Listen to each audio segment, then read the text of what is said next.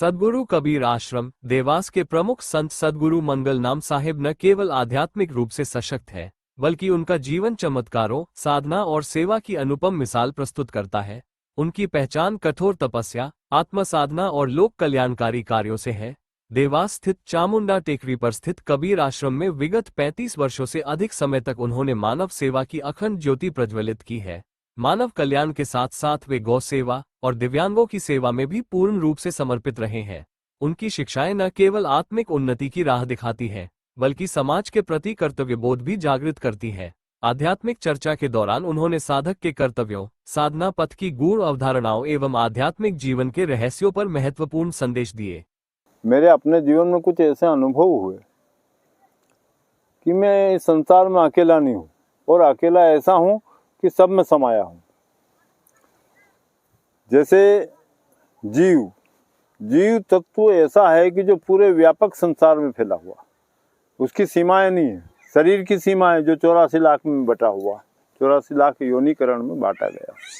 तो निरंजन मतलब अर्थ होता है कि नीर के घर्षण से जो शरीर उनका जन्म हुआ, वो मुझे भिन्न भिन्न दिखता था।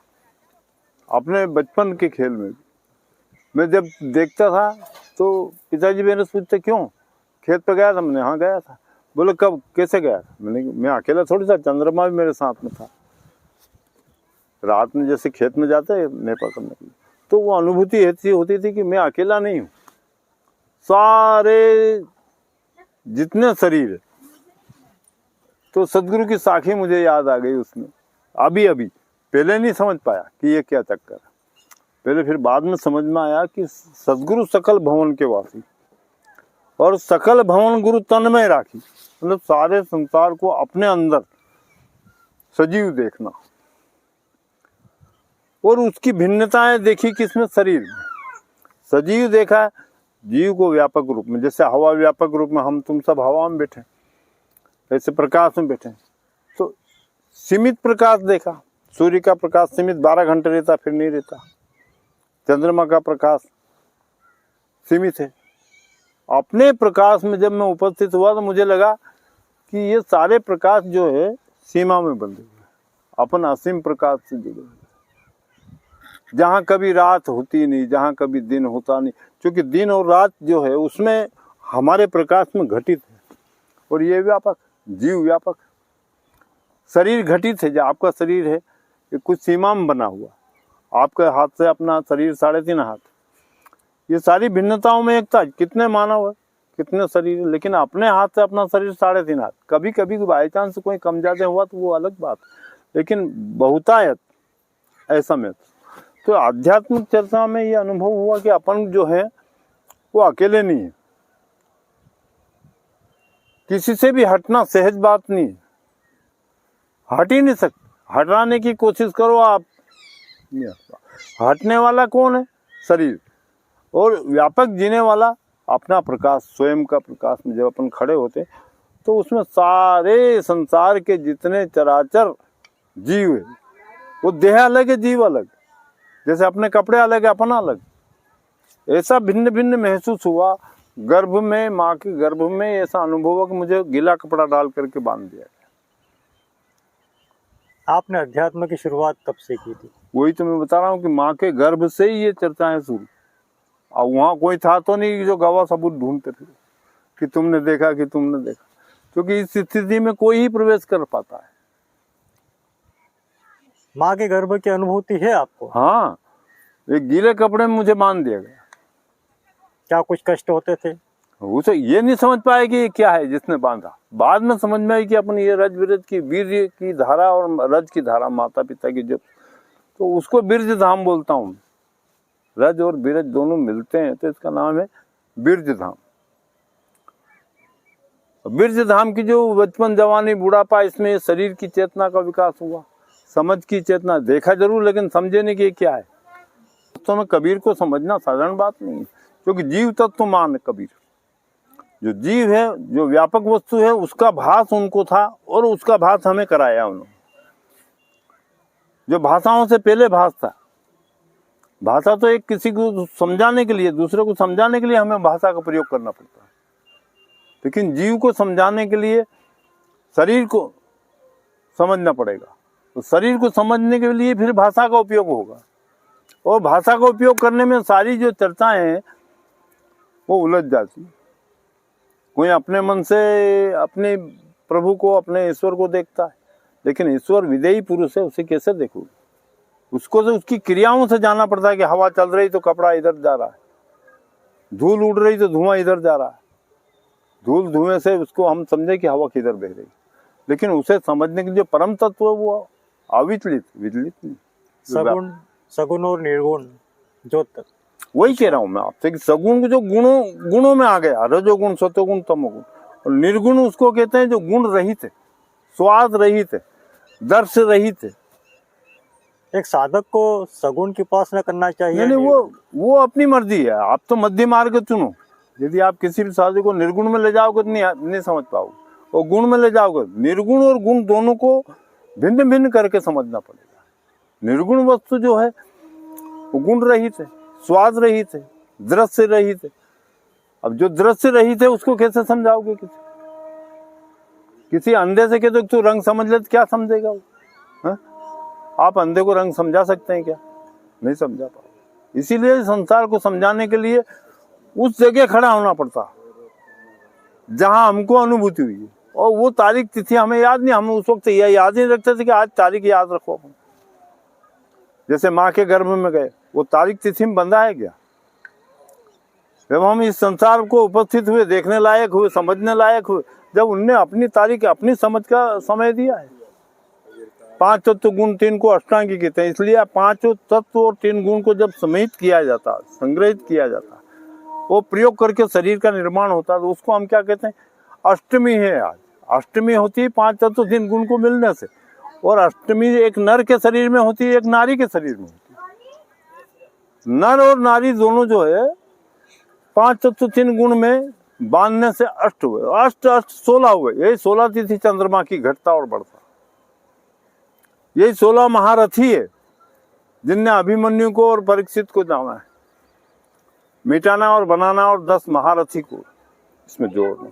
भिन्न भिन्न नाम दे दिए हमने चंद्रमा की 16 तिथि को, घटित और बढ़ने में। फिर अमावस्या की पूरी चंद्रमा को काला देखना, 14 दिन।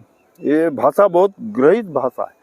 धर्मदास और कबीर की जब मिलन हुआ तो इन भाषाओं को समझाने में कबीर को बहुत समय मिलेगा कि मैं आपकी भाषा को सीख करके आपको समझा सकता हूँ। कोई इंग्लिश बोलने वाला है तो कोई हिंदी बोलने, भाषा की भिन्नताओं में हमारी चर्चाएं उलझ गई, आध्यात्मिक चर्चा उलझ। किसी को समझाने के लिए कितने ग्रंथ बना डाले, लेकिन फिर भी कहने और सुनने वाले की जो बाहरी भाषा है उनमें ये उलझने पैदा हो गई। कोई रमने वाला राम कह रहा है तो कोई रंगने वाला राम कह रहा। राम जो सबके शरीर में रमता है संतों की भाषा है। जो अरम्यता है, जो अलग है, जो जिसको देखा नहीं जा सकता, जिसको सूंघा नहीं जा सकता, उस तत्व के बारे में हम क्या कहेंगे? क्या भाषा का प्रयोग करेंगे? भाषा का जब भास होगा, हमने समझ लिया कि शरीर मर गया, फलाना आदमी मर गया। मैंने कहा कैसे मर गया? भाई पानी से पैदा होने वाला शरीर पानी में ही सिमा गया। वो मटके फोड़ने की हमारे में प्रक्रिया है कि कोई मर गया तो उसके पीछे जाके शमशान की तरफ कोई जा रहा है तो उन्हें कि तू मटका है, फूट गया, पानी नहीं मरा।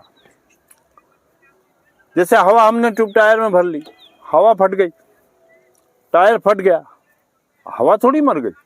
जीव का क्या होता है शरीर के पश्चात? तो वही मैं बता रहा हूँ कि शरीर जो है फूटता फटता है, शरीर में से शरीर बन जाता है, लेकिन जो हवा है उसको भरने वाले पंप को ढूंढा गया, उससे हवा ट्यूब टायर में भर ली गई, और फिर हम रोने बैठ गए कि हमारा ट्यूब फट गया, टायर, हवा मर गई। हवा नहीं मरी, शरीर नहीं मरा।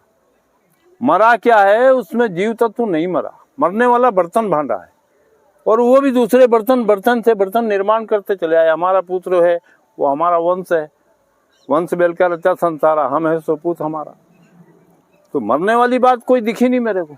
जीव तत्व अपनी स्मृति को भूल जाता है, क्या कारण? नहीं, जीव को कोई इंद्रिय थोड़ी है जो वो याद रखेगा, ये इंद्रियों के काम है। अति इंद्रिय है जीव, ना सूंघने में आता है, ना चखने में आता है, ना पकड़ने में आता है, ना देखने में आता है, ना छूने में आता है। केवल समझने में आता है। वो उसके योग्य बराबरी का कोई समझने वाला हो तभी समझ पाएगा। इसलिए गुरु शिष्य संवाद की रचना मैंने की। आपने बताया कि वो उसको स्मृति नहीं होती जीव को, हाँ, लेकिन भाई आप मरते टाइम किसी से पूछो कि तुम इनको पहचानते हो, यदि स्मृति वही है, शरीर वही है, तो फिर वो पहचानता है क्या? बताओ। हर मरने वाला यही कहता है कि हम नहीं पहचानता। तो ये घाट है हमारे शरीर की। प्राण यहाँ से उठ करके यहाँ जब बैठ जाता है तो यहाँ के लोगों को नहीं पहचानता, और यहाँ से उठ के जब वो यहाँ आता है तो फिर इस संसार के सारे दृश्य को नहीं पहचानता। कई लोगों को अपने पूर्व जन्म का वो आस तो होता हमारे है। मेरा भतीजा स्वयं है इसमें कि वो 2 साल सांप रहा फिर इंसान बना। जिरवाई के अंदर काटा था। इंदर सिंह जी का लड़का अगरोध में पैदा हुआ, वो मेरा भाई है, मेरे भाई का लड़का है। तो उन्हें कैसे ज्ञान था? तो वो याददाश्त रहती है ना। गुरु शिष्य जब संवाद होता है तो वो वहां ले जाता है। मैंने बताया ना कि जहाँ असीम प्रकाश, जो स्वयं का प्रकाश, इसको पाने के लिए क्या करना पड़ता है? वही दूसरे की संगति का सहारा लेना पड़ेगा। आपको भाषा का सहारा लेना पड़ेगा, जो भाषा को वो जानता है। जो कि ये जो हमारी पहचान है, तो बिना बोले ही आप एक दूसरे को पहचान जाओगे। आप कहीं जगह चले जाओ, नई जगह, तो आपको ऐसा लगेगा ये मेरा गांव है, मैंने देखा हुआ है। और ये मैंने ग्रंथों से उस बात को कहना समझना सीखा। जो ग्रंथों में चर्चा है कि अर्जुन से कृष्ण वो कर्ण कह रहा है कि मुझे ऐसी जगह जला दो जहाँ कोई नहीं जला हो। तो भगवान ने सारी दुनिया को देखा कि यहाँ तो सब मरे हुए, तू अर्जुन, तू कर्ण कई बार मरा है, तेरे को यहाँ कई बार जला है। तो उन्होंने कहा फिर मैं तो यहाँ धरती पे मरना, जहाँ जलाया नहीं किसी को वहाँ मुझे देखो। तो उन्होंने अपनी हथेली पे उसको दर्शन दे करके समझाया कि एक ही ऐसी जगह है जहाँ अभी यहाँ जला नहीं। अच्छा गुरुजी, आप कबीर आश्रम से कब जुड़े? कबीर आश्रम पे तो कबीर की विचारधारा निर्णय जब देखा मैंने किताबों में, चर्चाओं में सुना, मैंने समझा कि ये धरती आसमान से पहले की बात, जहाँ शरीर सबसे प्रथम चरण में आता है, देखने में, समझने में, सूंघने में, चखने में, वहाँ से गुण तत्व को धर्म शुरू हुआ, एक दूसरे को समझाने के। उस निचले घाट पे उतरने पर, जैसे आदमी बहुत दिन से अपने घर गांव पे नहीं आता और फिर वो नए नए मकान बन जाते तो दूसरे से पूछता यार मेरा घर कहाँ रह गया, पहले मैं यहाँ आता था तो मेरा घर तो ये था। जैसे आप किसी नए शहर में आज तोड़ फोड़ हो गई है तो आप अपना घर पहचान लोगे। इसी तरह की स्थिति मेरी थी कि आप अपनी भाषा आपको कहें कैसे। अपन मुख में चले गए तो सामने वाला नहीं पहुंचा वहां। जो स्थिति मेरी समझ का मतलब ये तू जैसा है ऐसा ही मैं हूँ। संवाद का भी अर्थ ये है कि हमारे संवाद को बिना भाषा बिना बोली के हम समझा नहीं पाएंगे, और जिससे समझाने जाएंगे वो कैसे उलझ जाती है। कैसे उलझ गई, किसी अंधे से पूछा कि भाई ये रंग क्या है, तो सफ़ेद। तो सफ़ेद कैसा होता है, तो सफ़ेद दूध जैसा होता है। बोले दूध कैसा होता है, क्योंकि वो तो अंधा, उसने रंग तो देखा ही नहीं है। तो उन्हें सफ़ेद बगले जैसा होता है। अरे बगला कैसा होता है, तो हाथ करके ऐसा करके खड़ा हो जाता, तो वो समझता है दूध भी टेढ़ा मेढ़ा है।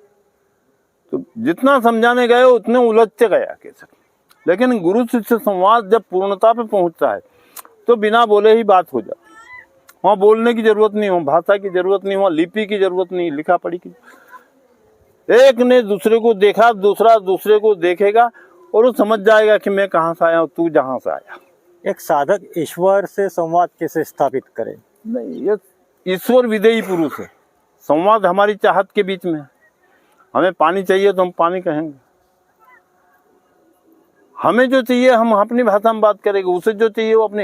ये तो बिखरी हुई बात है, इनमें भाषा बोली का इतना अंतर हो गया कि एक दूसरे को समझाना मुश्किल है। वो उस घाट पे जहाँ से हम आए हैं वो जीव का, तो जीव जो है विदेही पुरुष है। विदेही की भाषा विदेही पुराण समझ जाएगा, और वो कहेगा हमें एक ही बोल, जहाँ से तू आया है, जहाँ शरीर धारण तूने करना शुरू करा है, वहीं से मैंने शुरू करा है। उस जगह पहुंचने के लिए उसको समानता चाहिए, समझ चाहिए। समझ का मतलब है जिस जगह में झांक रहा हूँ, जिस जगह में पूर्ण तत्व को प्राप्त कर चुका हूँ, उस जगह जाने के लिए पूर्ण प्रकाश। वहाँ अधूरा प्रकाश नहीं, सूर्य की सीमा का प्रकाश नहीं, चंद्र की सीमा का प्रकाश नहीं, ग्रह नक्षत्रों की 7.5 नहीं है। वहाँ वो स्वयं अपने रूप में समाहित हो जाता, मौन हो जाता, अपने आप को प्राप्त कर लेता, और ना कोई चाह चिंता उसको रहती है। समस्त संसार के जितने शरीर के जितने पीड़ित रोग है ये श्वास से ठीक कर सकते हैं।